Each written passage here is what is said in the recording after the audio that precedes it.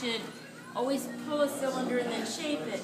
The problem with, I like to see I call it a skateboard bottom bowl. That's if you're an ant, like the size of an ant, and you got to the bottom of the bowl and you had a skateboard, you want to go, right? You don't want to go, you don't want to crash and burn. You want the soup to go and the spoon to go, whatever, right? So it's really nice to see a smooth bottom that rolls with the walls. So I'm going to show you how to do one of those. Now, if you're working with a larger hunk of clay, like this is a little bit larger, you may center it this way, but I would like to say that this is more like for fine-tuning your smaller pieces. So when you get it more advanced, I like to show this way because it'll center larger pieces easier. I keep my fingers up and I brace that elbow, and I usually take the sponge with a little bit of water in this hand and I give it a little push and I hold still. So it's all about, sometimes I'll get behind my students at school and I'll just push on that elbow and they're like, oh, and it's like a light bulb goes off in their head. So the problem is, if you show a beginner that, their fingers are here and then they jam their fingers. So that's why I start everybody pretty much pushing. The other thing is, if you have a larger piece, like a car, are you going to push it up the hill, or are you going to get in front and pull the bumper up? You know, get your weight behind it and give it a push, right? So there's always some that I can't get out. So that's what I do. I use my fine tuners right here. I usually start low and work my way up the piece.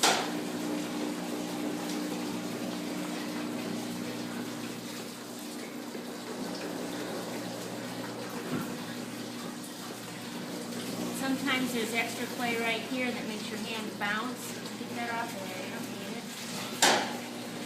Then if you're going to make something lower, like a bowl, you want something that's a little lower and wider. So, like I've shown how to do plates, I take the sponge in this hand and I push down, and then I let it feed into this palm as I recenter it. So I can lower it down, fine tune it. I'm not making a plate, I'm making a bowl, so I want a graceful edge to my floor, right?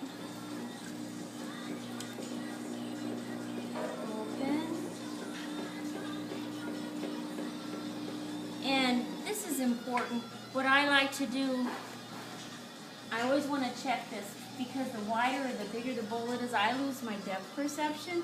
And I'm thinking, oh, I got to have a mile here. But I'm always surprised. I'm looking at this and I swear it's this much. Because my depth perception is taken away. But this is what you want. Especially if you're going to trim a foot. You need to trim a foot on a bowl or a plate or any of that. So you need, if you want a tall foot, you need to have that. At least a quarter of an inch. Have you ever seen bowls warp? That's one of the reasons. As it shrinks the most in the glaze firing, it needs a rim on here to pull it in, to crawl on. Okay, Otherwise, it gets sunk, and then it stretches, and you get a big crack in your bottom, and it holds it. It's like this is my frame I'm holding. Just like the top edge, if you put a notch in that top edge of a bowl, big place for a crack, because it's like a band that's holding the piece together underneath here as well as up here. Okay, it helps. So obviously that's little. You can get away without it, but it's better if it has a foot. So like a box size. Yeah, little ones it doesn't matter, but if you're going to do something big, you should have a foot. So when I'm flooring, I don't come level if this is a bowl, because I want that skateboard. So I'm constantly kind of putting a graceful little rise as I pull this out towards me.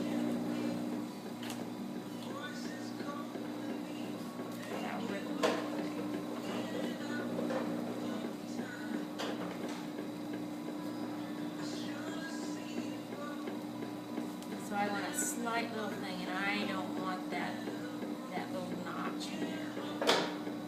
When you trim it, do you trim Yep. On the bottom, follow that into the bowl. Yep. That's determining factor. So I collar it in because some people will just pull up a bowl like out here, the first pull. Well, they can't get their total height and they can't control it because they have to slow it down. And then you have the weight issue, and if they can't get it thin enough, then they leave their bottoms like this thick, and I'll just trim it. Bam, trim it forever, otherwise you're throwing an anchor, right? So you got to think about that. Don't waste your clay, that's money. So we're just doing the little scoop method. If you guys, you've seen my scoop method. If I had a rig tool here, I'm not holding at this angle when I'm pulling up a wall. And I'm not doing this with my knuckle, that's just going to cut it. Think of it as a snowplow, you know, there's snowplows out there. If I put it at a compound angle, then it's going to pull the clay up as it goes. So it's this angle. And you get that by starting straight and scooping to it. That way you get up underneath and get that crap up. So I go scoop underneath, but I don't pull it right away because now I just ran out of water and I would drag and I'd end up with this big hunk of clay that come off on my hand. How many people have had that happen, huh?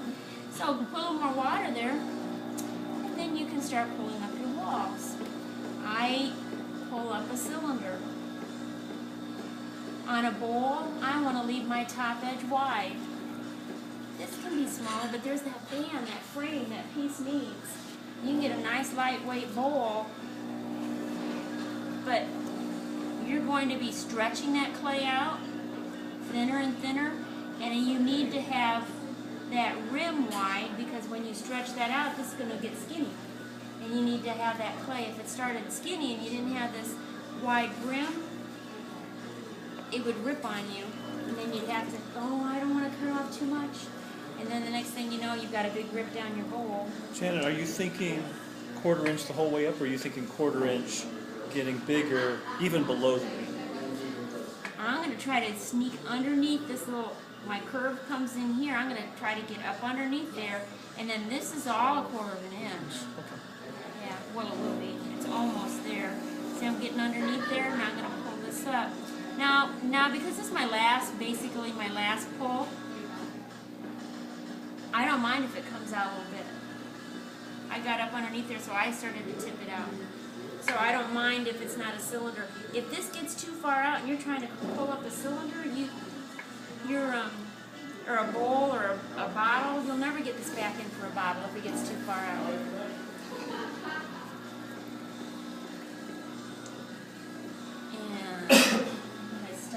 Clean my tools up, showing the beginners how to clean. I'm not going to repeat that, you guys. Go in slow, don't jab.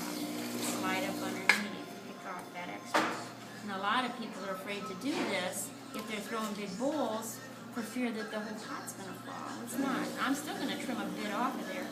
But if you leave that hunk of clay right there and then you go to turn it upside down to trim it, you got that odd, weird shape flying around and then you can't center it. So this is a good way to keep it nice so you can center it.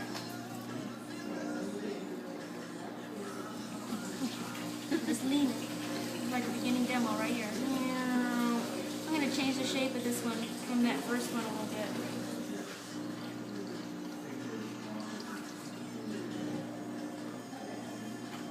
So instead of bringing that brim out, I kind of brought it in, and it's a little uneven, so I'm going to take that off.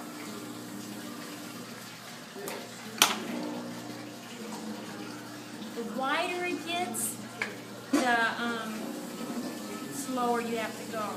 It's like if you've ever seen those ice capades, and if there's a line of ice skaters, the one in the center is just going.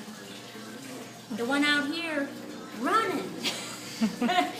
So this is actually going really fast compared to the center. So when you have a small little pot, you can go a lot faster. But if I go too fast on a plate or a bowl or a low flat form at all, you can flatten this out in a pancake in no hurry, real hurry, with just going too fast for the speed.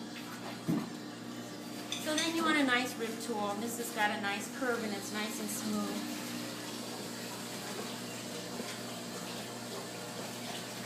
try to get that nice curve. And you can, I still like my other little rib tool better. This is like, just that real basic tool is so nice to have. And I like to make this shape just because, I remember I made one to somebody who goes, you can get the last drip when they're taking a spoon and it kind of helps it hit the last vegetable or whatever on your little spoon because of that curve in. I'm like, oh, yeah, yeah, okay.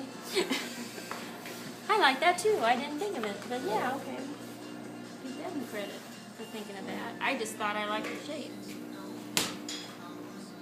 So I like to bring it in slightly on some of them. And the other one I showed the beginners how to do like a robin hopper top, which is fine too. So basically that's how you do a bowl, or at least how I do a bowl, and then I'll trim it and put a nice foot on it.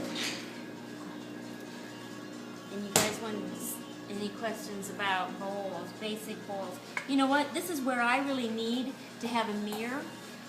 If it gets too wobbly or it looks like it's sagging, a little bit light or whatever, then here it's not as nice looking. If I get way down here on the side, I want a bowl that comes like this, and right now I have it like this.